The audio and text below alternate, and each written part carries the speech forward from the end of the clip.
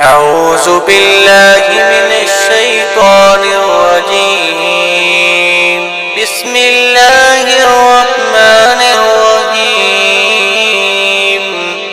القاريات ما القارية وما أدراك ما القارية يوم يكون الناس كالفراش المبثوث وتكون